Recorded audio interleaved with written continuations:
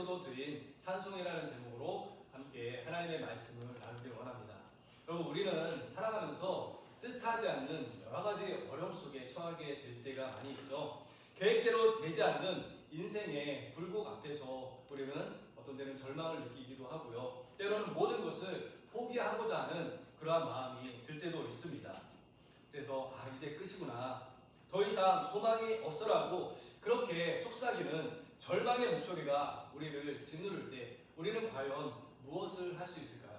오늘 이 사도행전 16장에서는요, 바로 그 절망의 한복판에서 드려진 이 찬송을 통해서 하나님께서 어떻게 역사해 주셨는지 오늘 본문에서 말씀해 주고 있습니다. 사도 바울과 실라는 복음을 전하고자 했지만 그 복음을 전할 때 사람들에게 붙잡혀서 무참히 매를 맞고 깊은 감옥에 갇혀서 발에 착고, 즉 쇠사슬에 매이는 그러한 일까지 겪게 되었습니다. 그러나 그들은 거기에서 좌절하지 않고 뜻밖의 행동을 보여주는데요. 어떤 행동을 보여줬냐면 그 깊은 감옥 속에서도 하나님께 찬송함으로 말미암아 하나님의 놀라운 기적을 그 절망의 순간 가운데서 바라보고 또 그 하나님의 놀라운 기적이 그들의 삶 가운데 나타나게 되었다는 것이죠. 오늘은 이 바울과 실라의 이야기를 통해서 우리의 믿음이 아무리 절망적인 상황 속에서도 하나님을 찬송하는 것이 바로 우리의 믿음임을 오늘 본문을 통해서 함께 살펴보고자 하는 것입니다. 바울과 실라는 우리 지난 시간에도 말씀드렸지만 유럽의 가장 첫 관문인 빌립보라는 그러한 도시에서 복음을 전하고 있었습니다. 그래서 지난 시간에는 그 빌립보에서 누구를 만나게 됐다라고 했죠? 바로 루디아라는 그러한 여인을 만난다라고 했죠. 이 루디아를 만나고 이 루디아가 복음을 들음으로 인해서 구원을 받는 하나님의 백성이 되는 은혜가 있게 되었습니다. 그런데 이렇게 복음을 전하던 바울과 실라에게 또 다른 일이 생겼다라고 오늘 본문에서 말씀해 주고 있습니다. 이번에는 누구를 만났냐면 점치는 여인을 만나게 되었습니다.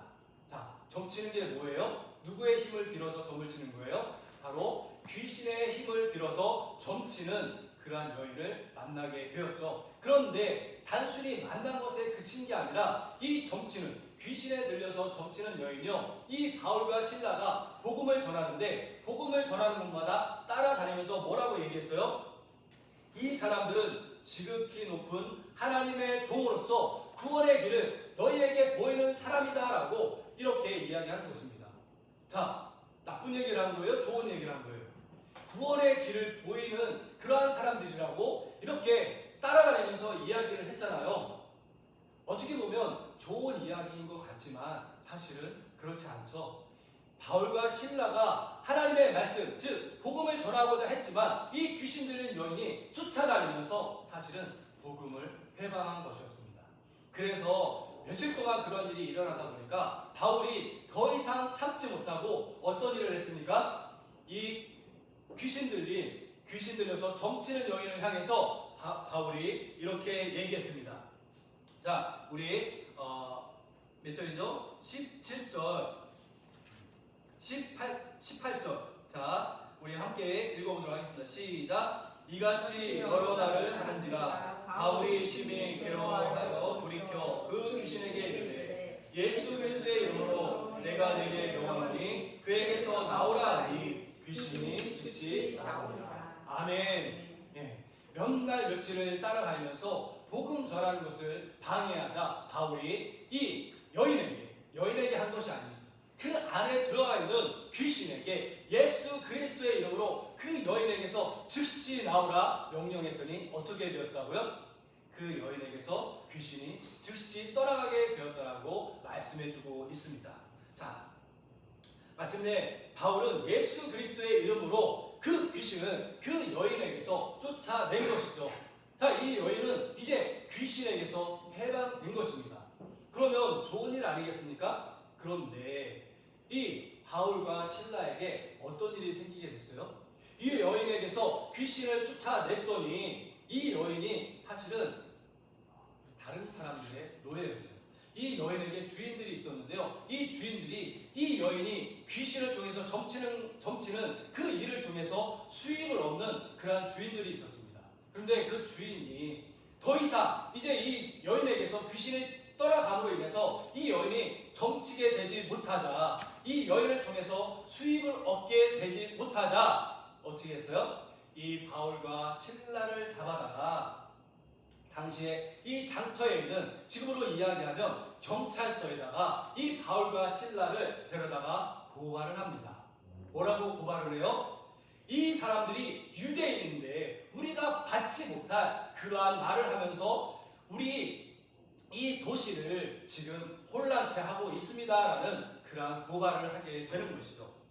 자, 그래서 결국 바울과 실라가 어떻게 됩니까? 거기에서 유죄 판결을 받고요.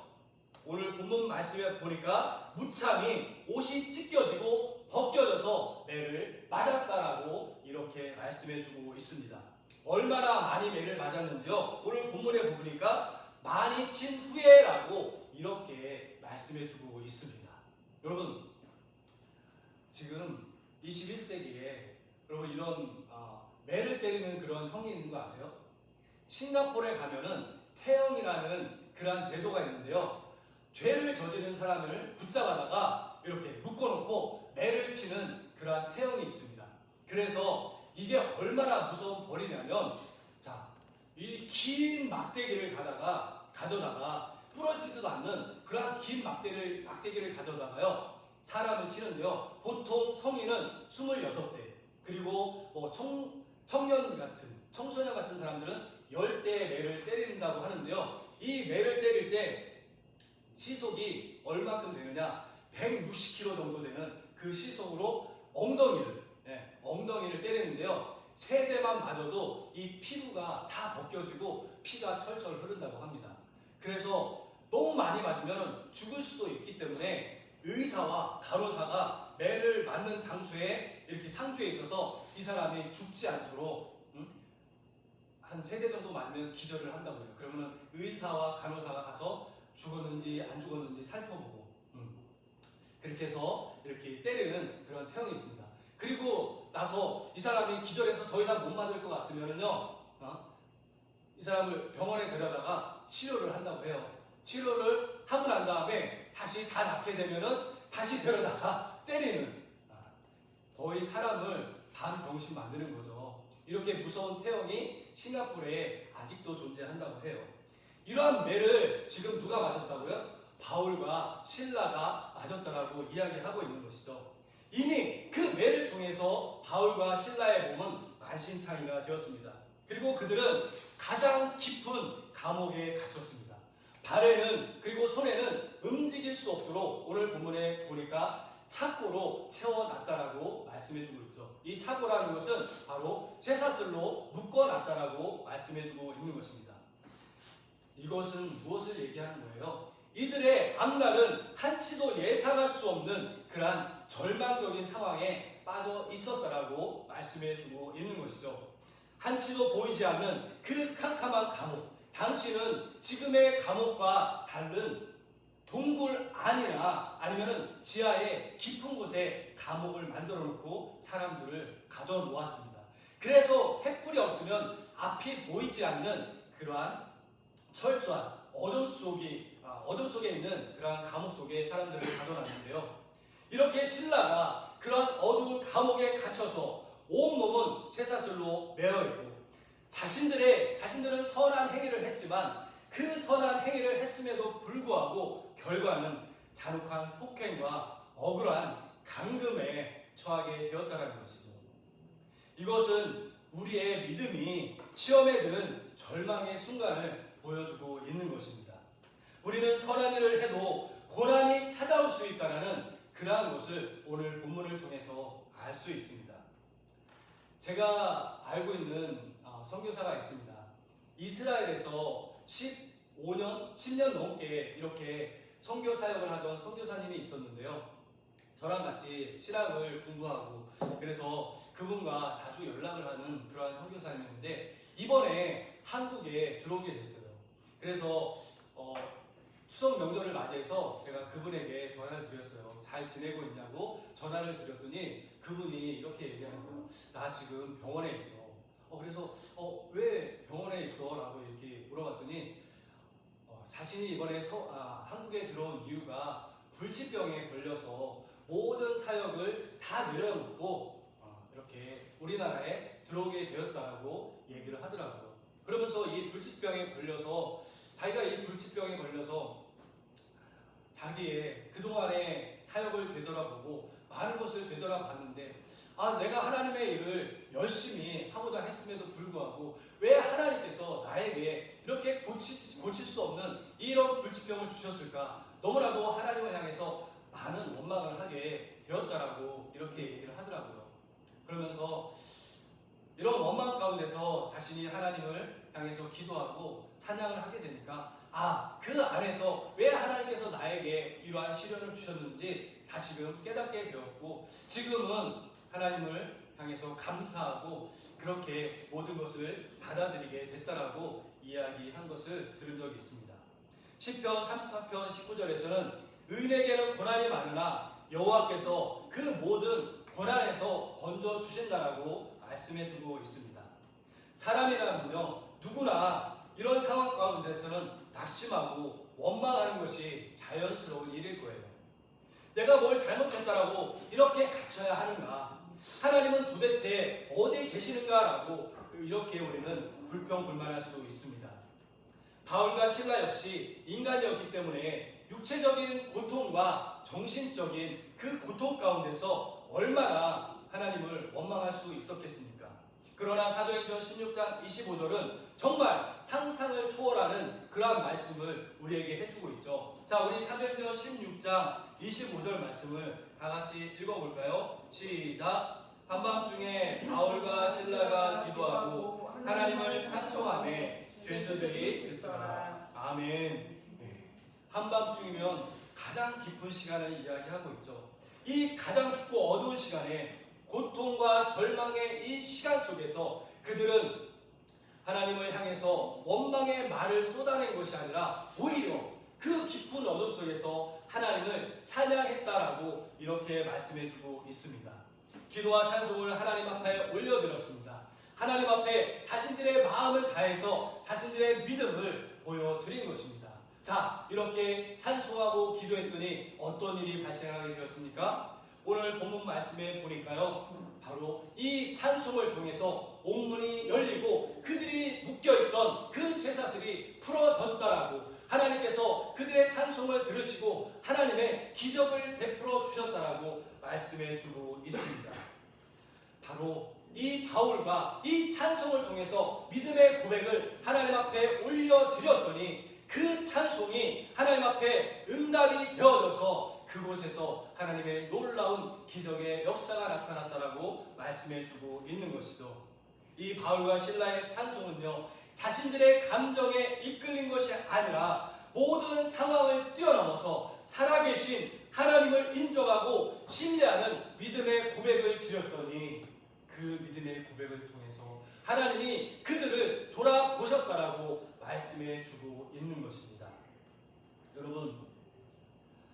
여러분들도 믿음과 어려움 가운데 절망의 상황 가운데 있을 때 하나님을 찬송할 수 있는 믿음의 사람들이 되어주시기를 바랍니다.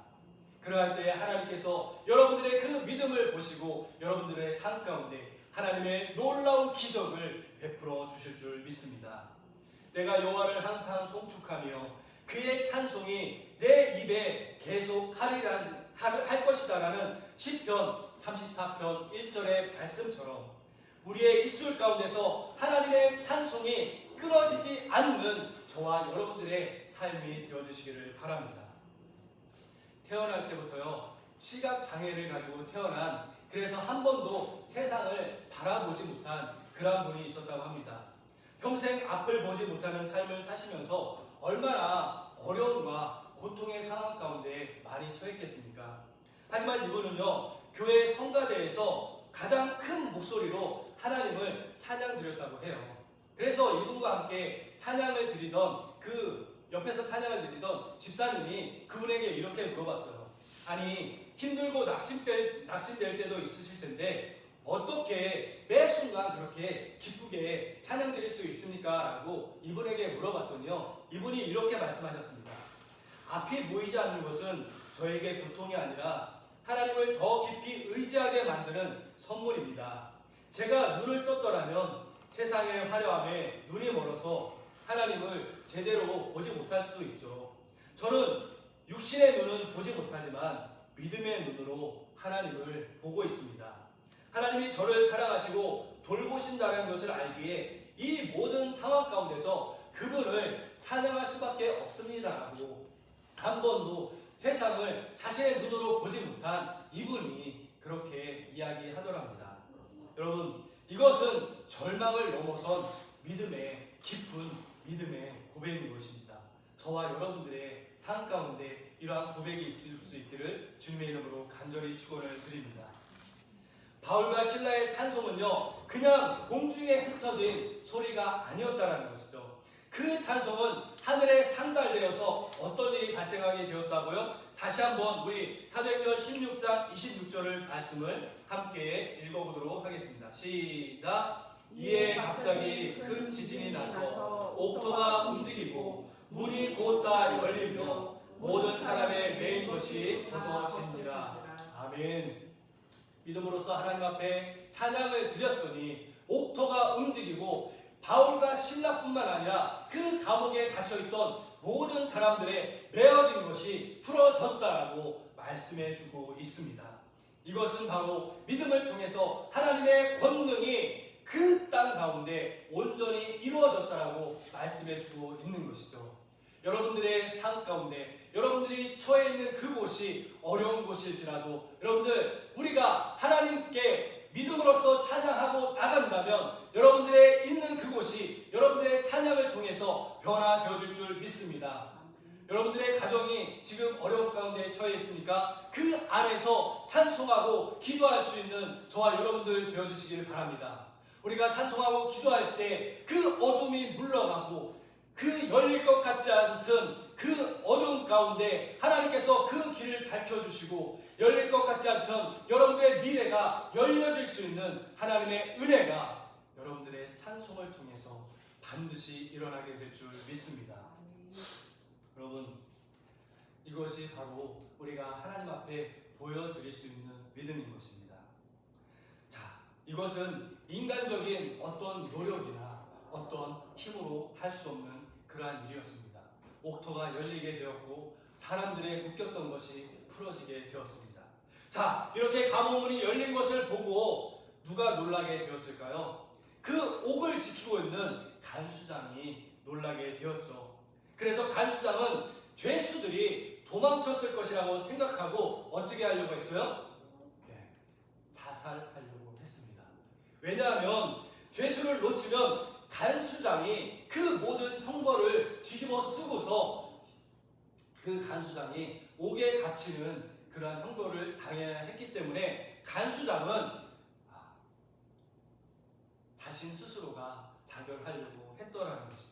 그래서 그가 절망 속에서 칼을 뽑으려던 그 순간에 바울이 이렇게 큰 소리로 외쳤습니다. 내 몸을 상하지 말라. 우리가 도망가지 않았다. 우리가 지금 다 감옥에 그대로 있다라고 그렇게 외쳤습니다.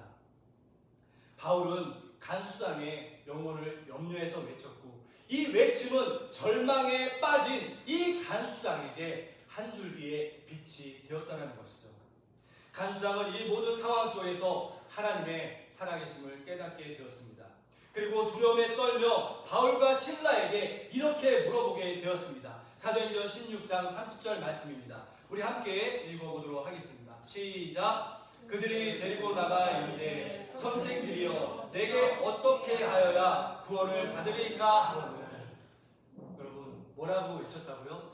내가 어떻게 해야 구원을 받을 수 있겠습니까? 이 영적인 어두운 가운데서 내가 어떻게 벗어날 수 있겠습니까? 라고 바울과 실라를 향해서 물어보고 외쳤을 때 바울이 이 간수장에게 뭐라고 이야기합니까? 우리 31절 말씀을 함께 읽어보도록 하겠습니다. 시작! 이르되 주 예수를 믿으라. 그리하면 너와 내 집이 구원을 받으리라 하고. 아멘.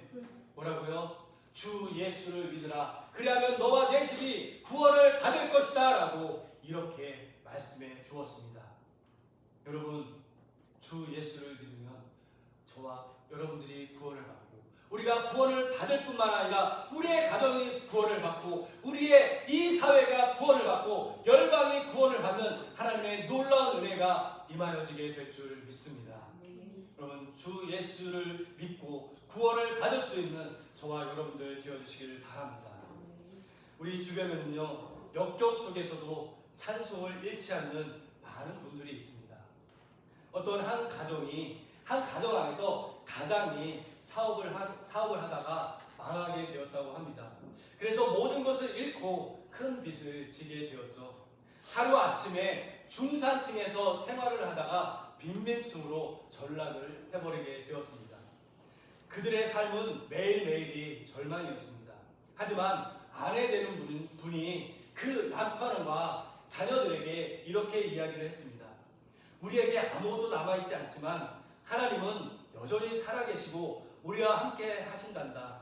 우리가 드릴 것이 이것밖에 없으니 이 어려움 속에서도 우리가 매일 하나님 앞에 찬양을 드리자라고 남편과 자녀들에게 이야기를 했습니다. 그래서 매일 밤 온 가족이 모여서 울면서 하나님 앞에 찬양을 올려드렸다고 합니다. 처음에는 찬송이 너무 슬펐지만 시간이 갈수록 그것에서 알 수 없는 위로와 평안을 느꼈다고 합니다. 비록 당장의 어려움이 사라진 것은 아니지만 그 찬양을 통해서 하나님께서 주시는 지혜를 구하고 서로를 사랑하는 마음을 되찾으면서 결국 이 가정이 다시 회복되어질 수 있었고 몇 년 뒤 그 가정은 다시 재개함으로 인해서 하나님 앞에 더욱더 영광을 돌리는 그러한 삶을 살아갈 수 있었다고 합니다. 여러분, 오늘 우리는 절망의 한복판에서 하나님을 찬송했던 바울과 이 신라의 이야기를 통해서 믿음이 무엇인지 분명하게 살펴보았습니다. 믿음은요, 우리의 이 현실 앞에 펼쳐진 이 상황을 눈으로 보는 것뿐만 아니라 그 현실 너머에 살아계신 하나님을 바라보는 것이 바로 믿음인 것입니다. 여러분, 지금 여러분의 삶 가운데 어떤 절망이 우리를 가로막고 있습니까? 여러분을 짓누르는 고난과 아픔은 무엇입니까?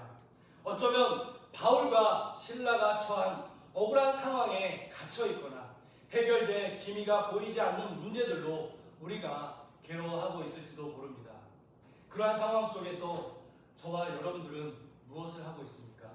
불평하고 원망하며 매일매일의 삶을 낙담 가운데 그렇게 살고 있지는 않습니까? 어떤 분들은요, 지금의 현실이 너무나도 답답하더라고 하나님을 믿고 있으면서도 그 입술로 감사함보다는 불평함을 쏟아내는 그러한 사람들이 있습니다. 여러분, 그것은 하나님을 결단코 기쁘게 해드릴 수 없습니다. 믿음의 고백은요, 어려움과 절망에 있을지라도 나라의 현실이 아무리 보일지라도 우리가 그 현실을 바라보고 낙담하고 절망하는 것이 아니라 오히려 그 상황 가운데 하나님 앞에 나가서 기도하고 하나님을 붙잡고 나아갈 때 그것을 통해서 하나님은 우리의 믿음을 보시고 그 절망과 낙담을 기쁨으로 희망으로 바꿔주시는 놀라운 은혜가 생기게 되는 것입니다. 여러분, 우리의 삶은 때때로 우리가 이해할 수 없는 고난과 아픔으로 가득할 때가 많이 있죠. 그때 우리는 모든 것을 내려놓고 오직 하나님만 바라보며 하나님만 의지하고 나아갈 때 바울과 실라가 그 어두운 상황 가운데서 기도하며 찬송하며 나갔을 때 하나님께서 그 옥문을 열어주셨던 것처럼 우리의 삶의 옥문을 열어주시는 놀라운 은혜가 있을 줄 믿습니다. 오늘도 그 하나님을 바라보면서 나갈 수 있는 저와 여러분들, 주께 맡긴 교회 성도들 다 되어주시기를 주님의 이름으로 간절히 축원을 드립니다. 우리 함께 기도드리도록 하겠습니다. 사랑과 은혜가 많으신 하나님,